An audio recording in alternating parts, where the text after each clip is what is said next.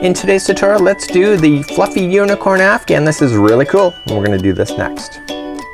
Welcome back to the Crochet Crowd as well as yarnspirations.com. I'm your host Mikey. Today we're going to work on the Fluffy Unicorn Afghan together. This is a fair size, measuring 64 inches from one point all the way to another. Now this is an exact same pattern as an existing pattern on yarnspirations.com. I didn't design this, so this remains the property of Yarnspirations for the design, but the original here is the Bernat Pipsqueak Star Blanket. So why did I choose to do this fluffy in the same pattern as this? It's actually kind of an interesting story. So I was reviewing this particular Afghan and I noticed that there's no spaces in between the points. So in using stars, what happens here, and let me pull up this other photo, is that you always end up with spaces. And you always end up with the spaces in the peaks, and then you always end up with spaces right in between. So just like you see here. What I noticed about that other pattern is that there was no spaces in between the peaks. Okay, so you had them growing out, but there's nothing in between. So I started on this pattern and I was looking at it and I was very confused by the second round. And the second meaning that there's a repeat of 2 rounds, which I didn't realize at the beginning. And what's going to happen in one of the rounds is that we have a very small gap that's left, and in the next round we fill it in. So you end up with a whole Afghan where when you look at it, you have your peaks, which you can see the spaces, but you do not see them in the middles. And so then it makes it a more solid looking Afghan, and that's what I was really attracted to. So because the original pattern was available in the Pipsqueak idea, teaching this pattern using Pipsqueak is nearly impossible, as you can't see the stitches because of the fluffy nature of the work. So what I just did is that I changed the hook to an L size 8mm crochet hook today, and we are just maintaining the pattern exactly as is. So how much yarn are you going to need, and let me tell you about that. So here's some things that you need to consider. This is using one ball of 6 different colors of the Bernat Blanket Brights, and so you have red, orange, yellow, green, blue, and purple. And so you only need one ball of each, and it's a 300-gram ball. It's the largest size ball, and I designed this in a way that you only need one color of each, because in the end we have to change it up slightly. So it's in a color of a rainbow. So the rainbows are red, orange, yellow, green, blue, and purple. And what you're looking at is that there's 2 rounds that exist. Remember what I said before is that there was a repeat of 2 rounds. So the repeat of 2 rounds is in one color. So if you look at it really carefully, you'll notice that one of them, you'll see that everything comes together, and the next one it kind of opens up. And so we're gonna be playing with this particular concept. So you're gonna run through all of the colors at least once. So you'll have red all the way through purple, and then red all the way through purple again. But listen, the final purple round that you do, there's only 2, has to be a half double crochet, or you will not have enough yarn to get around this thing.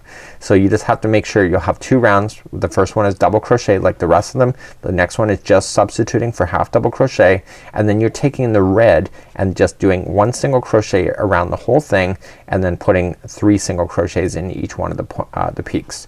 So it's a really kind of an easy pattern to be able to follow. So what you're gonna notice in this particular pattern is that if, for example, you used up the red here, and then you used up red again, and just a little bit here, so you end up with a lot of red left over. And then orange, you have to use up more in the middle because it's getting bigger, more here because it's getting bigger, and so you'll end up with orange left over, but not as much as the red, and then etc. with every color. The purple, you'll almost end up with nothing left over by the time you're done. And so it's just quite an easy pattern to be able to follow. So let's begin to do this particular pattern. Let's see and test your skills, and let's pull up your Bernat Blanket yarn today. You can substitute this particular pattern for any size crochet hook that you want, as long as the yarn complements the hook, and it will work out for you. So let's begin today. I'm gonna start off with a slip knot, and we're gonna begin. And so we're gonna start off with the red color. I'm just using orange just because it looks easier to see on the backdrop. So what we're going to do today is that we're going to start as chaining 5. So 1, 2, 3, 4, and 5. This is the center ring of your entire Afghan, and let's just take up the last chain and put it onto the hook, yarn over, and pull through everything just like this. And so then your center ring is right here. What I want you to do is take this yarn strand, the loose one, and just loop it up over top, and then we're gonna trap that into position, and we're gonna start off with round number 1. So let's begin in round number 1. So you're going to notice in this particular pattern is that the pattern established will not start until row number 3. But we have to get there first before we can do the repeat patterns. So let's begin. We're going to chain up 2, which does not count as any stitch in this particular pattern, and what we want to do is that we want to put 12 half double crochets around the center of the ring. So just yarn over, going into the center of the ring, pulling through, and then pulling through all 3 at the same time. So that was one of 12. So we're gonna do this again. So we're gonna have 2 and 3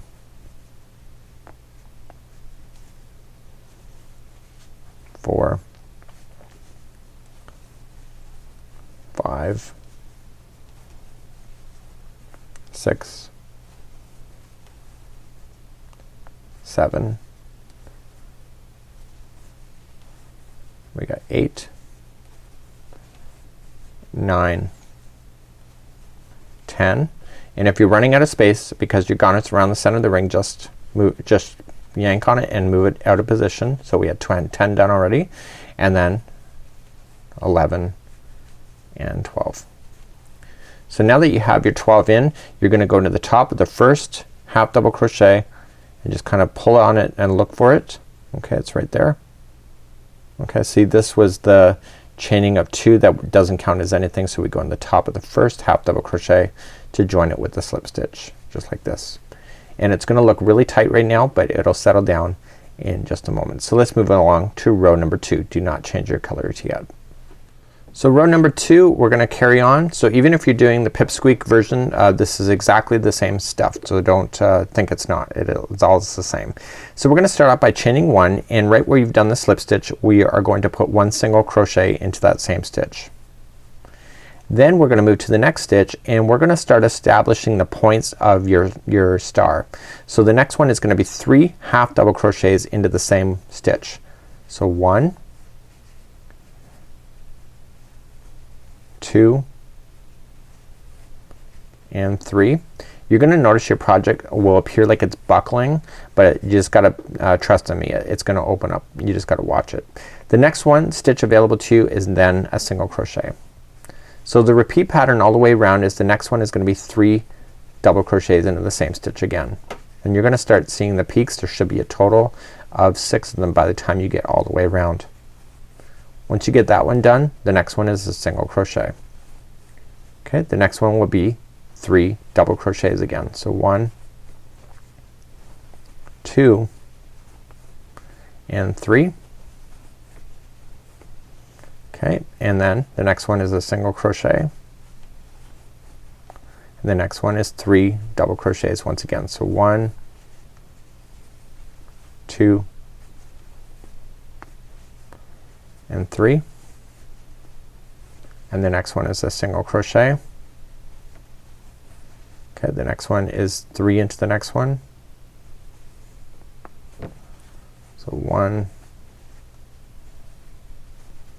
2 and 3.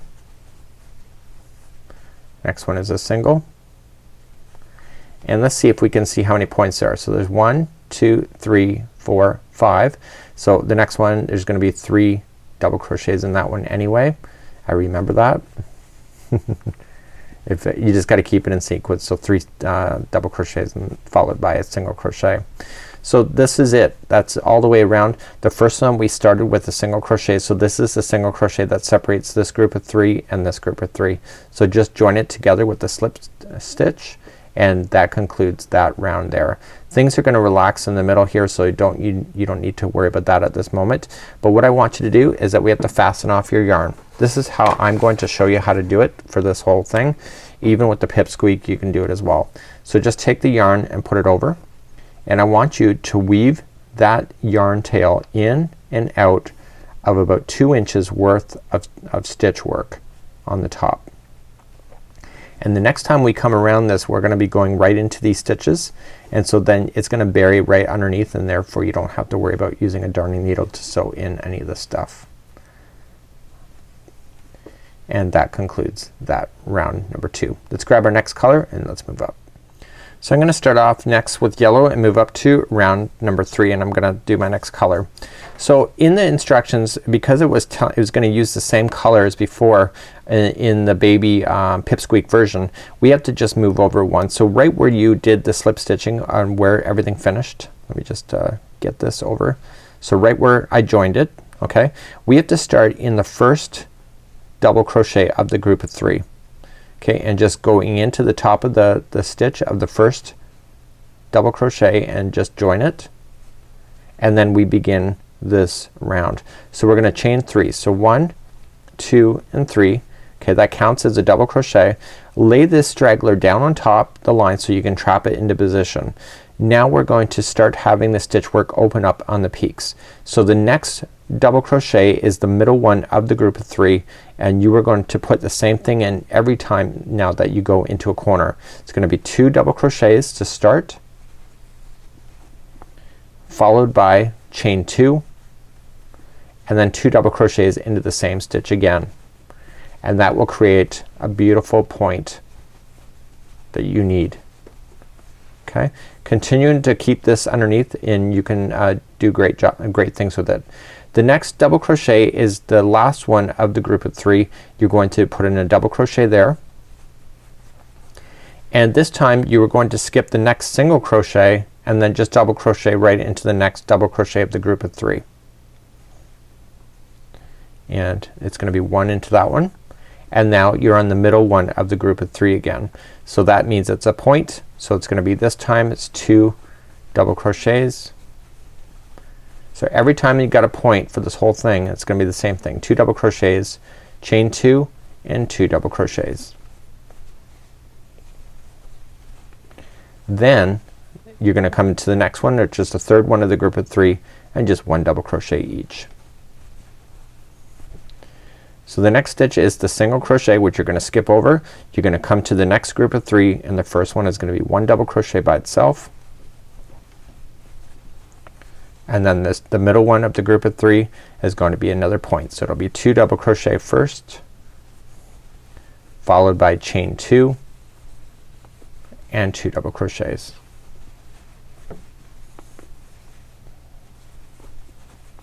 And then the next one is gonna be 1 double crochet by itself, and then you're back to the single crochet in the middle, so you skip over. So I want you to do that all the way around. This thing is going to look like a pentagon, or sorry, a hexagon, but it's not gonna stay looking like a hexagon for very long. So continue to do the same patterning going all the way around. So I'm coming up near to the end of this. This is the final point that I'm creating. So this is going to establish your whole points in this particular round number 3. And then that's my point there, and the next one is just a double crochet by itself. And where we started, okay, was this is the single crochet, so we're gonna skip over that, and we're just going to join it to the top of the beginning chain 3, and that will pull it in nice and tight for you. So we're right where we are right now. We're in the wrong spot. So what we have to do whenever we hit this round and you have them leaning over like this, because the next round we're gonna have them so that it fills in the gaps in the middle, is that we have to move over by slip stitching to the next stitch available so that we're second in. Okay, so you're second in and then you chain 3. 1, 2, 3.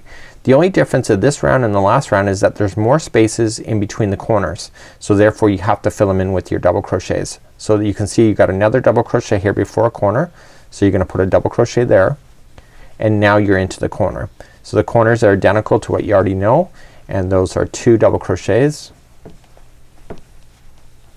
chain 2 and 2 double crochets, all in the same stitch or same gapping space. Now you're gonna move down. So what you have to watch for is that the first one here, just go right above it. Okay, so there's 1, and I'm gonna give you some visual cues. You're gonna do the next one, and this one you gotta watch for. So you can see that, see, this is the single crochet that you skipped. These two are leaning into each other. So in this round what we have to do is that we're gonna put these two together. So how we're gonna do that is that we're gonna go into the top one of the next stitch, pull through a loop. We're gonna go into the top one of the next stitch, pull through a loop. You now have 3 loops, yarn over and pull through all 3. That was the single crochet 2 together. So these two now just squash together, and it's perfect. And now you end up with the right stitch counts again to go up this side. So if you remember, the way we started here, there was 2 here before a gap, and then when we finished this one there was 2 here before you hit the single crochet. So you don't physically have to count those if you don't want to, but if you know what you're looking for, it's a lot easier. So now you're gonna double crochet the next 2 going back to the next point. And then we're back in the point, so it's the same thing. So it's 2 double crochet followed by chain 2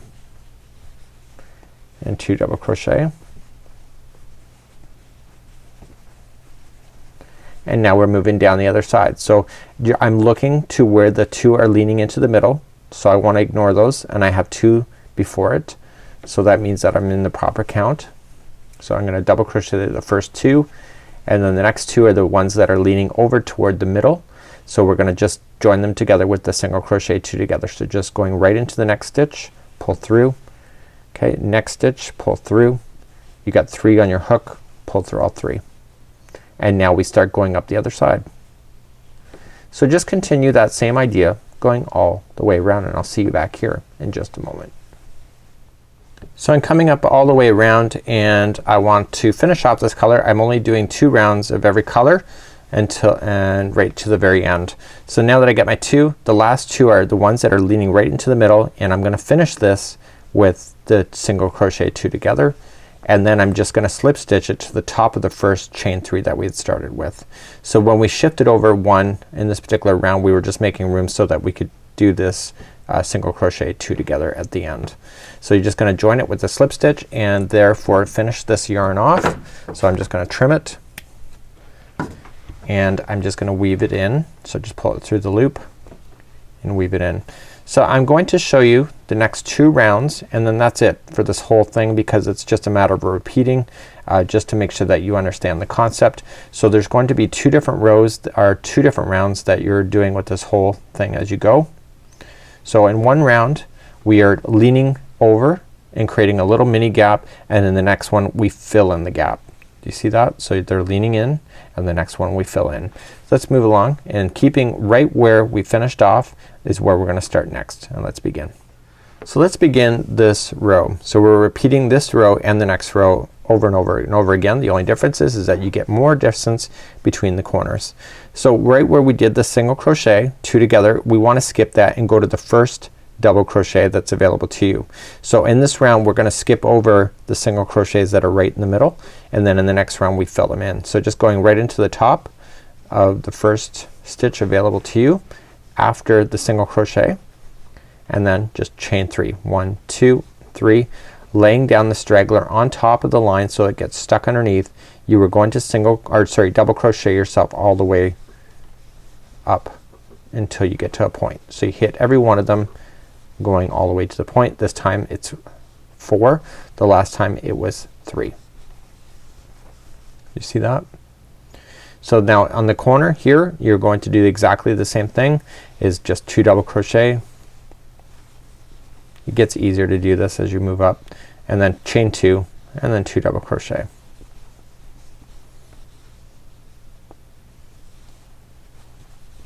And then you're gonna move down the line. Okay, so what you want to watch out for is that single crochet that's right here. You don't want to touch that at all. So we're gonna just move our way down.